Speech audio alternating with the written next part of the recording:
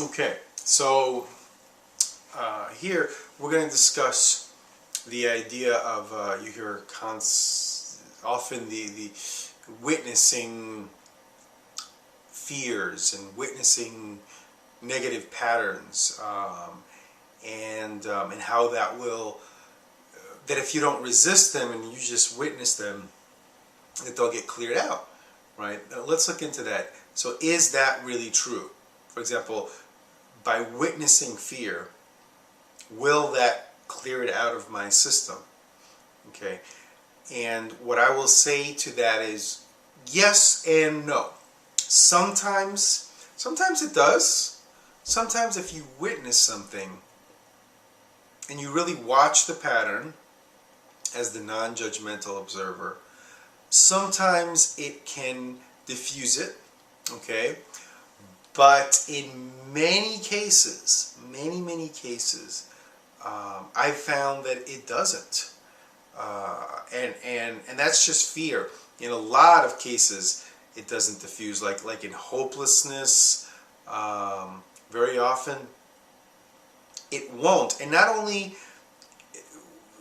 will it not in many cases, it's just not the best way to go about it.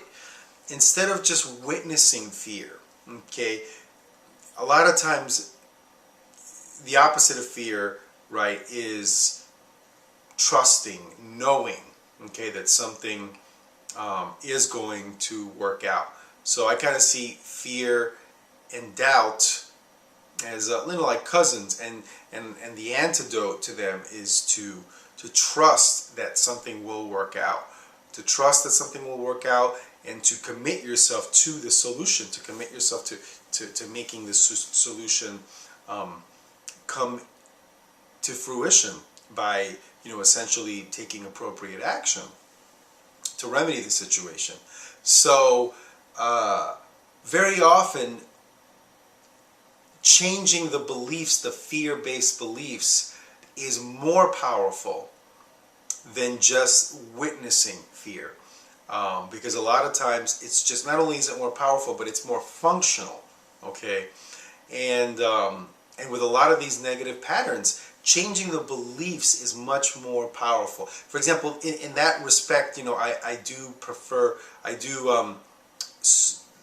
think that the Byron Katie work is at least going in the right general direction.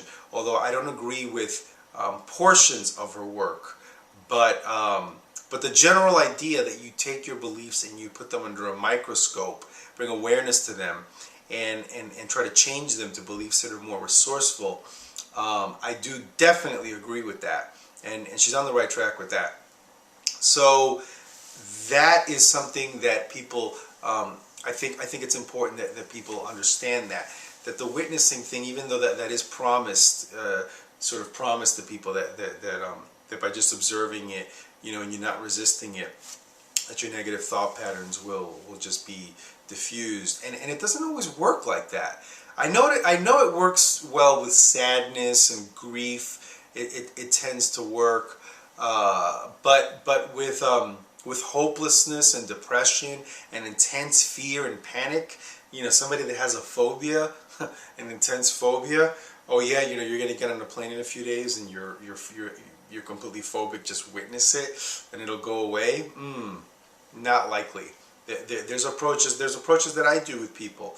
For example, one of the things I do, I don't know how many of you know what EFT is. It has to do with tapping on meridian points in the body.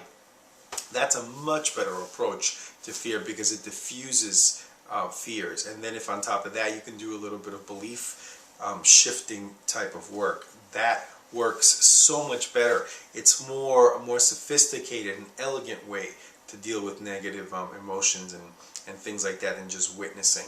Okay, so I'll make this video short. Most of my videos have been running long because I'm trying to give a lot of explanation, so I don't just come across like a fool who has no idea what he's talking about, which is, I'm sure, what a lot of people think initially when they hear me disagreeing with these, sacred cows that I'm kind of, slaying or whatever.